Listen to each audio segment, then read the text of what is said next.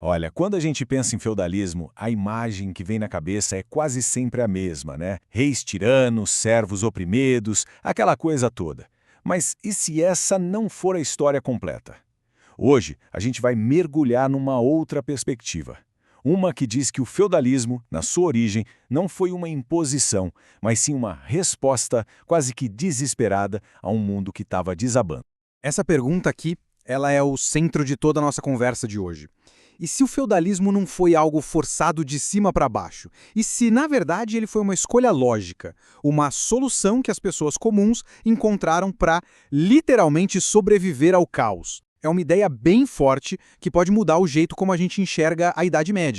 Para entender o feudalismo, primeiro a gente precisa dar um passo para trás e entender o mundo que deu origem a ele. Tenta imaginar o Império Romano, a maior potência do mundo ocidental, simplesmente se desfazendo.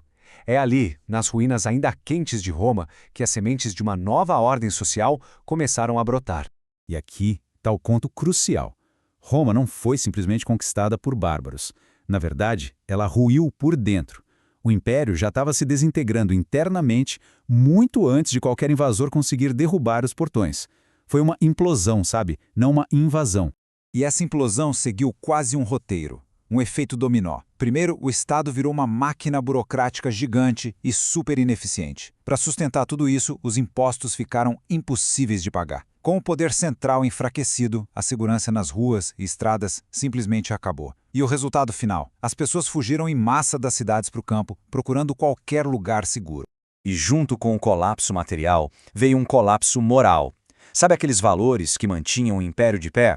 Senso de comunidade, família, dever cívico, tudo isso foi se desfazendo.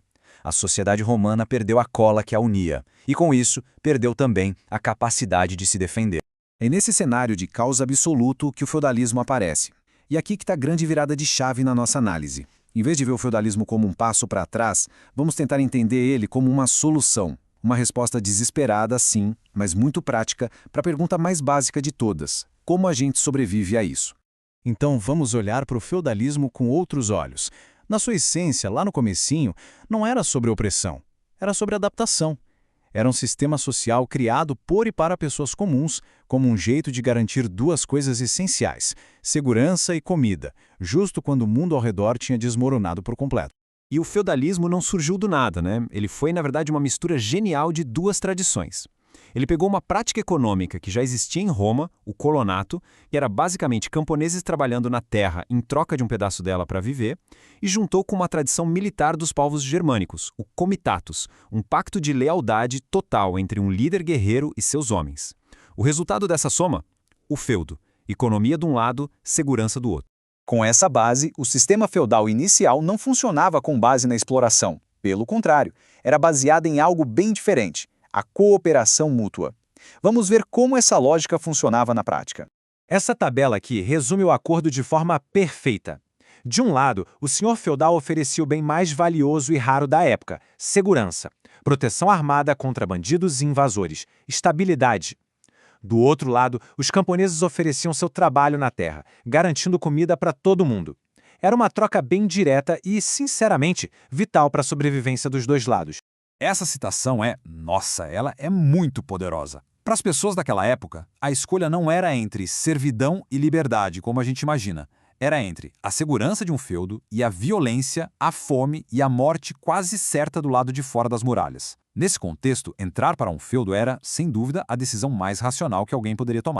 Era, portanto, uma relação de interdependência total, uma simbiose mesmo. O sucesso do senhor dependia das colheitas dos camponeses, e a vida dos camponeses dependia da proteção do senhor. Era um ciclo que se alimentava. Mais comida significava um feudo mais forte e mais seguro, o que, por sua vez, garantia mais comida. Bom, se o sistema original era tão funcional e lógico, o que foi que deu errado? Como é que ele se transformou naquela imagem opressiva que a gente conhece hoje? A resposta, como a gente vai ver, está na corrupção pelo poder e na perda do propósito original. Com Roma em ruínas, só uma instituição continuou de pé em toda a Europa: a Igreja.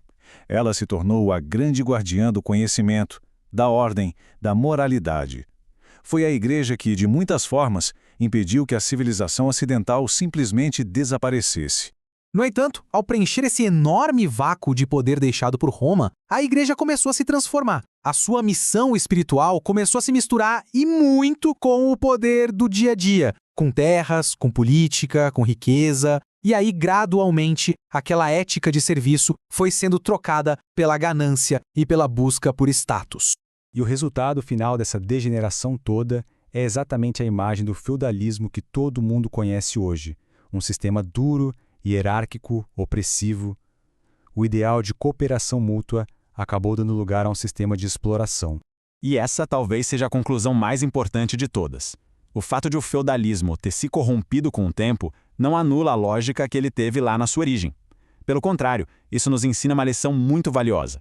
Qualquer sistema, por mais bem intencionado que seja no início, pode se desviar completamente do seu propósito quando perde a sua base moral.